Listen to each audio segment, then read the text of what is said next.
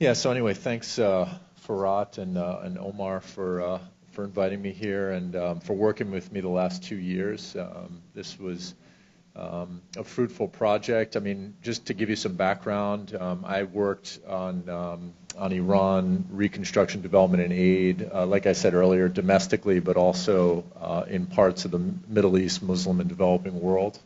And I did so initially from a qualitative perspective. I did field work in Iran involving ethnographic archival research, was able to access some reports over there on their development and aid activities in Africa, which hasn't gotten much attention, and it ended up being a chapter and some articles.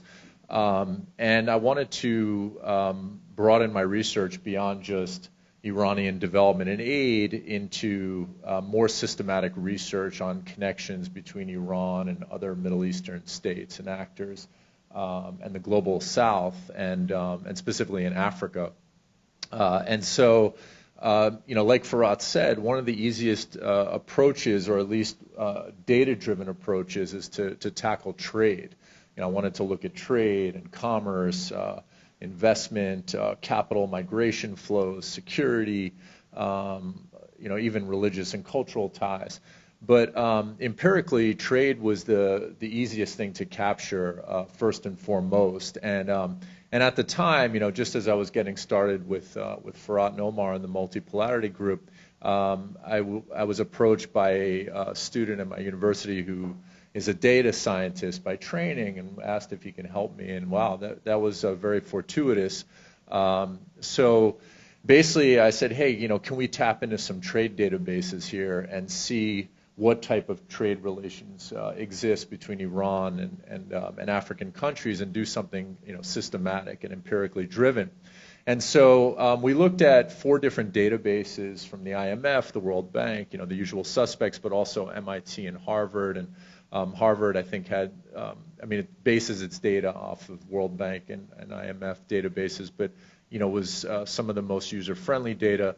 And we were able to create a data set looking at trade flows and compositions and partners between Iran and African countries between 1962, when they were first reported, all the way up until 2018. And so, the data was and does remain useful in terms of identifying who Iran's major trading partners are in Africa. And seeing, the 1979 revolution as this critical juncture. Do we see change? Do we see continuity in these trading partners? And actually, if you look at the list from 62 to 78 compared with 79 and 2018, you see a lot of the same trading partners with, different percentages in terms of what they represent in terms of the percent of Iran's trade with the continent. South Africa being the leader, Kenya being number 2 on the list consistently, and the top 10 partners, still being relatively consistent. So, that was already an interesting finding, because oftentimes 1979 is presented as this great rupture, everything changes, but actually when you look at this data here, you see that that there's quite a bit of continuity in terms of trade. And you see, there's more diversity under the Pahlavi dynasty, or the Shah, versus the Islamic Republic is obviously more concentrated in South Africa. There's fewer countries that have over a 1% share of Iran's trade with the continent. And so, you do see some differences as well, of course. And the other thing that you see, which is not really represented here on this list, is that Iran hasn't really lost African trading partners. There's been some resilience there in terms of these partnerships, and that have been added over time, even if they represent a small share of continental trade.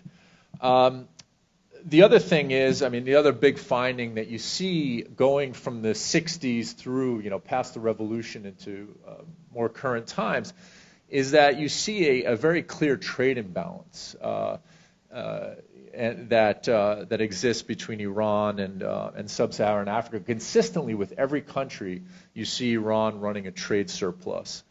And so if we get into the literature that Farhad had described earlier, concepts of dependency theory, relational imbalances, you actually see that it's very, very clear here. And there is development economists in Africa that complain about this, that over time this erodes terms of trade between the global north, the global south. But here we're seeing it even within the global south, and in terms of a framework of south-south connections or cooperation. And so this kind of taps into, Farhad and Omar guided me in this area, this theory of the Prebisch-Singer hypothesis, if anyone's heard of it in development economics, that traditionally development economics or economists looked at, as Farhad had described, these imbalances between North and South. North produces finished manufactured goods and is exporting those to the Global South. The Global South is exporting primary commodities. And so as a result, because of the value differences, you get these deteriorating terms of trade over time. And so this project is adding nuance to that there's actually the same dynamic exists not just between North and South, but also between South-South, specifically Iran and South Africa. And so the question is, why is that happening, right? And so we didn't just look at the trade volumes and quantities, but we also looked at the trade compositions. And so some scholars of the Prebisch-Singer hypothesis even kind of footnote this in their work, that you got to look out for petroleum, right? Petroleum could really distort these trade relations. And you have these development economists and trade specialists or experts who, within the framework of the theory, they see that primary commodities or goods consistently deteriorate over time in their value. I mean, not linearly, but there are fluctuations. But petroleum doesn't. I mean, of course, there are boom and bust cycles and price fluctuations, but they separate petroleum out of the equation as kind of an outlier. And so when you look at the trade compositions here, you can see how big a piece of the pie. This is under the PM. Stands for the Pahlavi monarchy, but you could see it's over 60%, 60-70% of the trade, the export composition, and then iron and steel and all these goods that Iran is importing from Africa show up on these lists of goods that deteriorate in value over time, and with the Islamic Republic, it's even more drastic.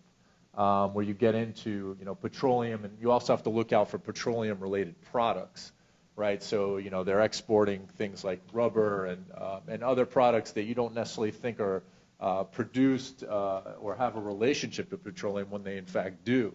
So you take those into account as well. But you could see it's even more dramatic in the case of the Islamic Republic, and the Islamic Republic does have more import diversity though from the continent. So. Iron and steel are a smaller percentage of the imports, and you have many more goods imported in smaller quantities.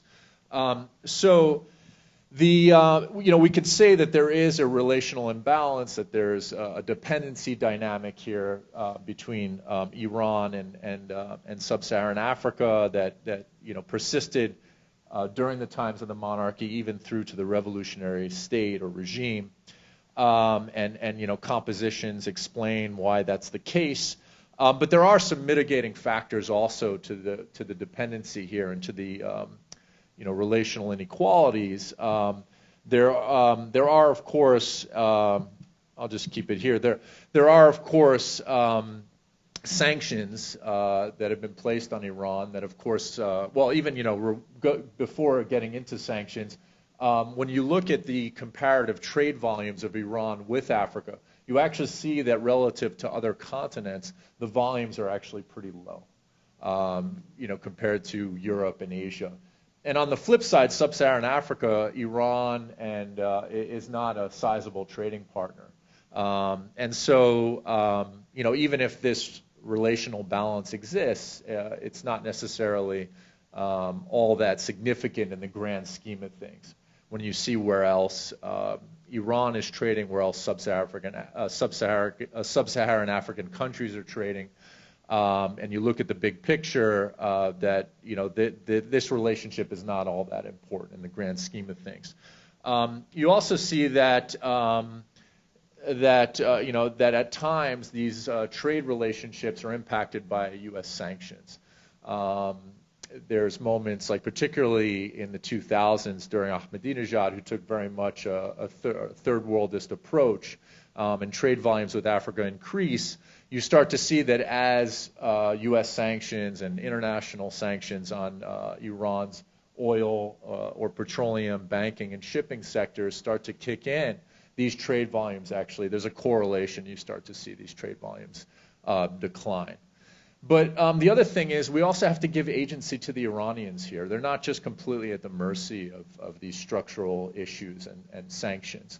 You actually see that decision-making made, and, you know, we have a bifurcated power structure here, decision-making made at the supreme leader, who I hear is experiencing health issues right now, and the president impact this trade as well. You know, a prime example, you know, if we look at South Africa, there was a point in time where the Islamic Republic boycotted South Africa over apartheid. And then you see when that boycott or embargo is lifted, that, and you see what an important trade partner is, that South Africa is for Iran, you see that the volumes just precipitously increase again. And that's a decision that the Iranians made. You also see, and this is an article that I published with a professor at the University of Tehran, that President Rouhani, Raisi is now the president, but Rouhani, the second to last president, made a deliberate decision to disengage from the global South and was really putting all his chips into improving relations with the West, you know, culminating with the signing of the nuclear deal, the Joint Comprehensive Plan of Action. So you see during his presidency, even though the rhetoric was very positive and favorable towards Africa and the global South, you actually see, you know, minuscule trade volumes, you know, some historically low ones. So we also have to give agency to the Iranians and of course to the Africans as well. And so I guess this gets to the last point in terms of what else mitigates, you know, these dependencies, is that you also see competition, of course. And not just, you know, I didn't look at China, but even within the region, you see that particularly there's this critical juncture of 2014 where trade with the United Arab Emirates, with Saudi Arabia and other countries take off as things start to heat up in Yemen, and as the Gulf Cooperation Council countries start to cater to Africa. Particularly countries in the Horn that were on the front lines with Yemen and the Red Sea, you start to see that actually trade volumes, you know, surpass Iran. With Iran, I mean, I know there's different shades of here, so it might be hard to follow, but Iran being at the bottom here compared to some of its regional competitors, not even to mention China or some of these bigger players. And so, you know, this is where the Africans have agency, and you see it even in the bipolar system, the way they operated with the U.S. and the Soviet Union, in terms of course, rationally positioning themselves and playing these actors against each other to put themselves in the best possible position and maximize value. So anyway, you know, this was the paper that was submitted for the project, and then of course, you know, the question is can you empirically do this with other areas? You know, investment, aid, capital. It's at least what we found. It's much more difficult. You know, as Farad had mentioned, to find you know, comprehensive data of the kind that you find. I mean, not to say that trade doesn't have its pitfalls either, and we could talk about those later. But that's you know, the trade was the obvious choice to start with, and then of course, you know, talking to other scholars, you know, some want to build this out with other Middle Eastern states to see how that looks like over time, and then I was at a South-South conference in Madrid presenting this, and some want to do this with Latin America and others using, unfortunately my data scientist is now in the private sector, but he said that this model could be replicated fairly easily with Python and other tools that I have no knowledge of. So anyway, I'll leave it there, and thanks for your attention at this late hour. At least it feels late for me.